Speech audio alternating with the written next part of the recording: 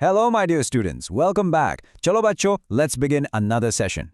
Today, we're going to see how spreadsheets are, the real engine behind the business world. And don't worry about the textbook for now, because we're going to learn this in a way that'll make perfect sense for your exams. So, for the next few minutes, I want you to forget that you're students. You and I, we're entrepreneurs. That's right, we are starting our very own company right from scratch. And our most important tool is going to be a simple spreadsheet. This is going to be a fun way to see how all these business ideas actually work in the real world. Okay, so what's the first thing our new company needs? A great team, of course. But once we hire people, we have our first big job, paying their salaries. We have to do it correctly and on time. Let's see how our spreadsheet is going to help us with this super important task.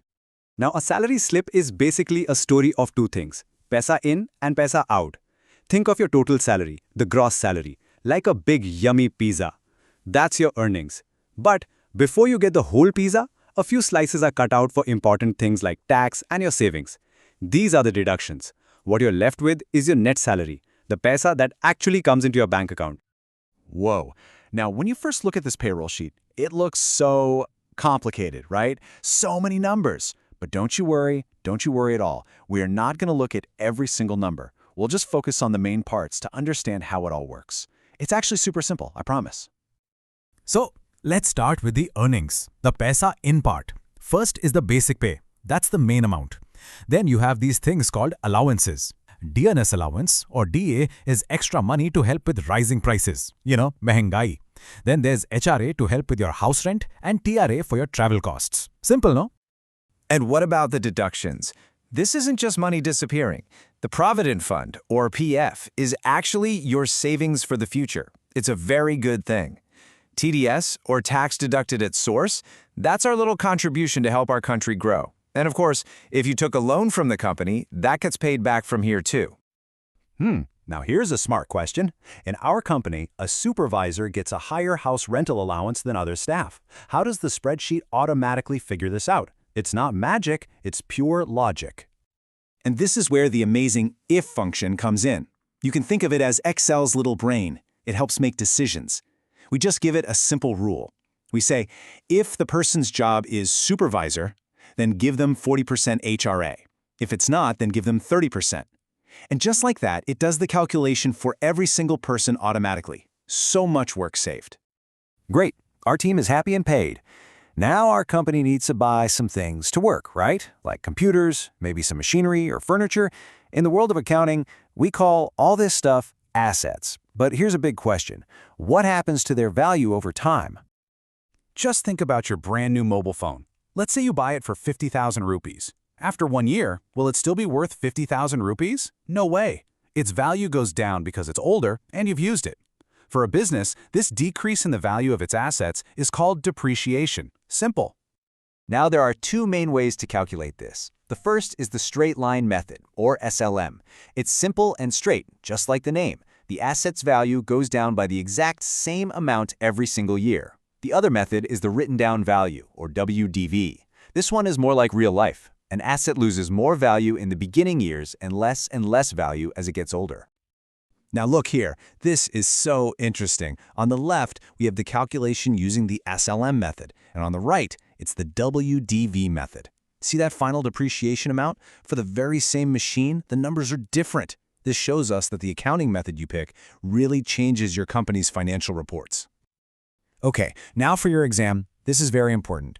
You don't have to do all these complicated calculations yourself. Spreadsheets have special functions for this. To calculate using the straight line method, you use the SLN function. And for the written down value method, you use the DB function, which means declining balance. Just remember, SLN and DB. All right, so our company has a team, we have our assets, but wait a minute, how did we buy all those expensive machines? Well, like most new companies, we took a loan from the bank, and now we have to manage paying it back. The story of a loan is really simple. First, you take the main amount from the bank. That's called the principal.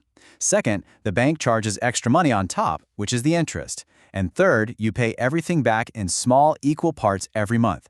We all know this as the EMI, right? Equal monthly installment. Calculating the exact EMI is actually very tricky. The formula is quite complex.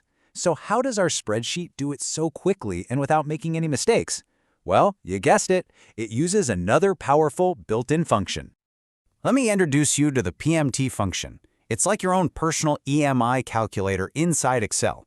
All you have to do is tell it three things: the interest rate, the total number of payments, which is NPER, and the PV, which is just the total loan amount. That's it. And here it is in action. Look, for a loan of 1 lakh rupees, we just put the rate, the number of months, and the loan amount into the PMT function. And look at the result. Excel instantly tells us the exact monthly installment in rupees. It does all the difficult maths for us. All right, my dear entrepreneurs, our company is running beautifully. Now let's do a super quick summary of all the key functions we've learned. Think of these as your new spreadsheet superpowers for your exam.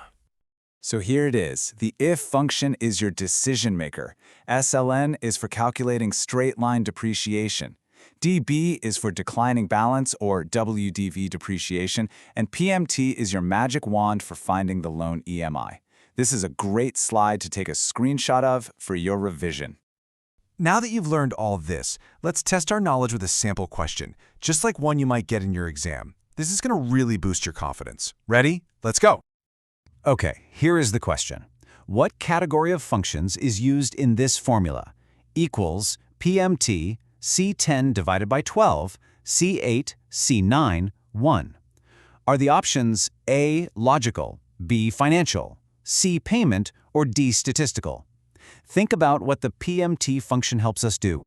And the correct answer is, of course, it's B, financial. The PMT function and also DB and SLN all deal with money, interest, and value over time, so they are all financial functions. See? You already knew that. You are so ready for this. So today, we've seen that spreadsheets are not just about boring numbers. They are amazing tools for building and running a whole business.